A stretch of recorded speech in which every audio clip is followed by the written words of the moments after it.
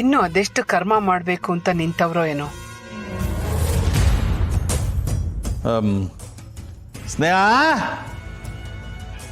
ಸ್ನೇಹ ಬಾ ಬಾರವ. ಏನ್ ಗೌಡ್ರೆ? ಮೃಗ ಹಸು ತರ ಕೂಗ್ತಿದೆ ಅಂದ್ರೆ ಏನೋ ಸಂಚು ಮಾಡ್ತಿದೆ. ನೆನೆನೆ ಹೇಳಿದ್ನಲ್ಲವ, ಈ ವೀರಹುಲಿ ಕಡೆಯಿಂದ ನಮ್ಮೂರಿ ಹೆಣ್ಮಗಳಿಗೆ ಒಂದು ಕಾಣಿಕೆ ಕೊಡೋದೈತೆ ಅಂತ, ಅದಕ್ಕೆ ಕರೆದೆ.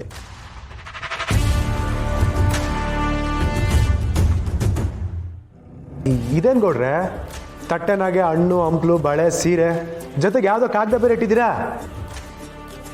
ಖುಷಿನಾಗೆ ಮನೆ ಏನಾದರೂ ಸ್ನೇಹನ ಹೆಸರು ಬರಿತಿದ್ರೆ ಏನು ಕತೆ?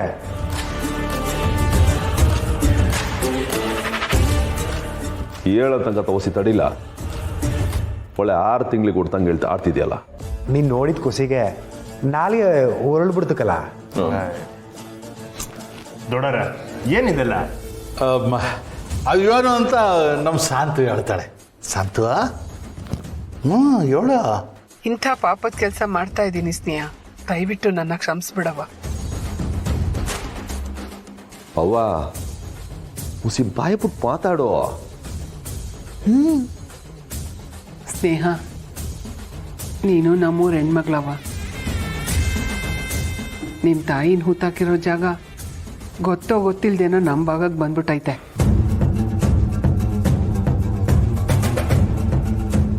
ನಮ್ಮ ಮನೆಯವ್ರು ದೊಡ್ಡ ಮನಸ್ಸು ಮಾಡಿ ಆ ಜಾಗನ ನಿಂಗೆ ವಾಪಸ್ ಕೊಡ್ತಾರವ.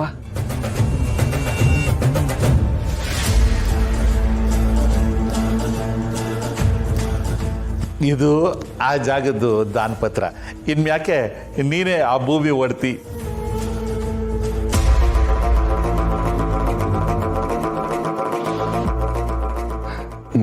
ನಿನಗಿಷ್ಟ ಆದಾಗೆಲ್ಲ ಬಂದು ನಿಮ್ಮ ತಾಯಿ ಸಮಾಧಿಗೆ ಪೂಜೆ ಮಾಡ್ಬೋದು.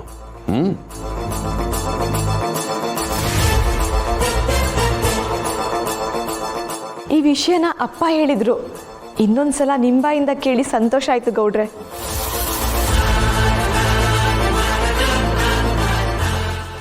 ತನ್ನ ಕೆಲಸ ಸಾಧಿಸ್ಕೊಳ್ಳೋದಕ್ಕೆ ಎಷ್ಟು ಚೆನ್ನಾಗಿ ಸುಳ್ಳು ಹೇಳ್ತಿದ್ದಾನೆ ಅಲ್ಲ.